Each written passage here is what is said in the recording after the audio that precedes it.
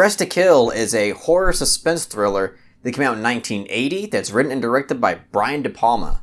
So, Dressed to Kill is a $50 patron request that comes from no other than my friend that comes from a land down under, Mitchy. And as you probably can already tell, Mitchy is a huge Brian De Palma fan. He requested Femme Fatale, I believe, a few months ago.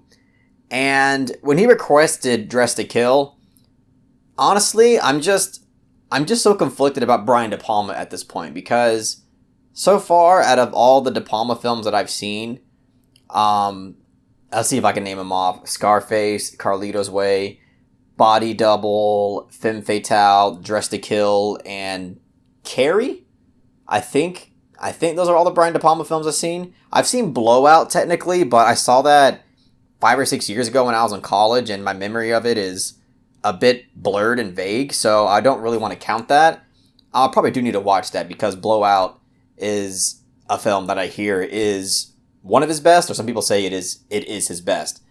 But either way, going into Dressed to Kill, I was like, I'm looking for another Brian De Palma film to really wow me in the same way that Scarface did, because Scarface, at this point, is the only Brian De Palma film that I've seen that just blew me away. Carlito's Way is a close second.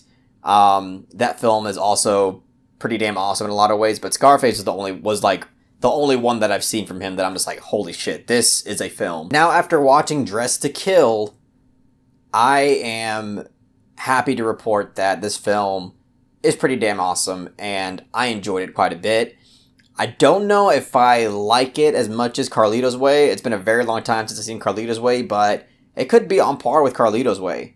But, don't hold me to that. But either way, the point is that I really enjoyed this film quite a bit, and there's a lot about it that I was impressed by. And the first one that is really stood out to me was the fact that there was actually some visual storytelling in this film, and not only was it present, but it was incredibly done. There's a sequence in an art gallery where the main character, I don't know if I should call her the main character, and I'll get to that later, but I'll say one of the central characters of the film, played by Angie Dickinson. First of all, she's a great actress, and I don't think I've ever seen her in anything, but in this film, she absolutely killed it. But there's a sequence in an art gallery where her and this stranger are playing this cat and mouse game, and the way that the film is able to convey character emotion through body posture and facial expressions, and the kind of implications that are being conveyed to the audience about these two characters and their interaction was incredibly effective and well done. Because again, not a single word has been spoken throughout this pretty long sequence, and yet you feel every ounce of emotion and every ounce of suspense throughout it. And a lot of it is due to not only the way De Palma is directing his actors, but the way he's directed the camera. There's a few diopter shots, and not only that sequence, but throughout the film, but specifically in that art gallery scene, you get a few diopter shots that, again, is just kind of is where a second overlaid image is cast on one half of the frame, and it was used in a way to convey information. And I thought it was really well done, because not only do I think it does a good job at visually conveying information, but it added a sense of style and personality to the film overall that I think really worked in its favor and made it feel unique. But this film also does an excellent job at subverting your expectations. And there's this narrative and character shift that happens basically in the first act of the film. And when it happens, it felt really concerning, because it's really hard to talk about without spoiling it, but just know that there is a dramatic shift in the focus of this film in terms of character and narrative that I can see turning a lot of people off. And I think it actually does a pretty damn good job at carrying on the film for the remainder of the time, after having to deal with that kind of narrative and character shift. I will say I still think my favorite aspect of this film is present in the first act, but I do think De Palma did do a good job at maintaining intrigue and keeping your engagement throughout the rest of the film, because this film is a mystery, it is a thriller, so you are waiting to see how this film chooses to unravel that mystery. And I will say it's not the most clever reveal. I mean, it is 1980, so maybe I could give it, some leeway in terms of how cliche it actually is.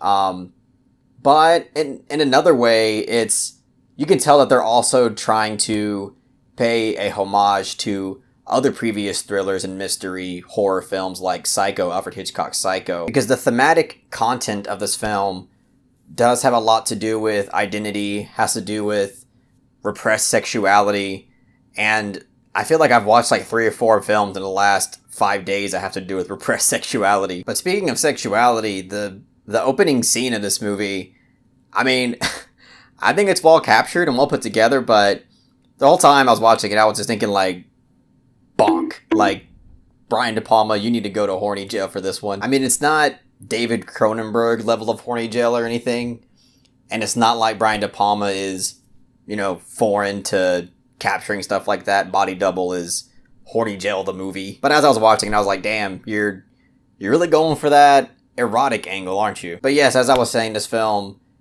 does have sexuality as one of its core themes, and it does dive into, surprisingly, I think it's a little bit ahead of its time. I mean, Psycho kind of deals with a similar approach as well, but even for the early 1980s, 1980 to be exact, it does dive into like cross-dressing and transsexuality, and it was really interesting to see a subject like that being handled in a more or less nuanced way. And even for 1980, you can tell that De Palma was being a bit delicate with the subject. And I'm not sure. I'm sure there's plenty of people that would argue that this film is dated with that subject. But for me, I actually think it was a bit impressive to see how a film from the early 1980s was able to handle a subject like that. But I'm actually really curious to hear what the trans community would say about a film like this, because I honestly have no idea. Oh, and by the way, Michael Caine is also in this film. I failed to mention that earlier, but yeah, he's in this film and actually plays a pretty crucial role. And I think this is the youngest I've ever seen Michael Caine in a film. I could be wrong, but this is probably the youngest I've seen him. I mean, he's still technically old in this film, but still pretty young for today's standards. But one thing I will say about this film is that it does run into some De Palma isms that I feel like I usually have a problem with when it comes to most of his films. And that has to do with some dialogue deliveries, and it's not even from the main characters, but there's just some side characters in this film where you just really can't help but laugh at just how cheesily delivered some of the dialogue is. And also with the score. The score has that classic over-dramatized instrumentals to it that accompanies a lot of different scenes. And some of them, it's fine because you're just having fun with the film, but there are other moments where you're just like, you gotta tone it down a little bit, De Palma. Like, that is, you're doing too much. The ending of this film really piqued my curiosity because with the ending, there's one way to view it that to me personally feels a little bit surface level, and it has to do with a character not being able to overcome a traumatic event.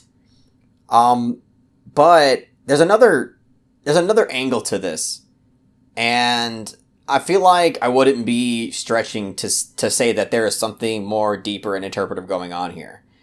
And it's because of the fact that the ending sequence, or the ending scene, I'll say the last minute of the film, is very similar to the first 2 or 3 minutes of the film as well. And I feel like the film is perhaps attempting to draw a connection between the two in some way.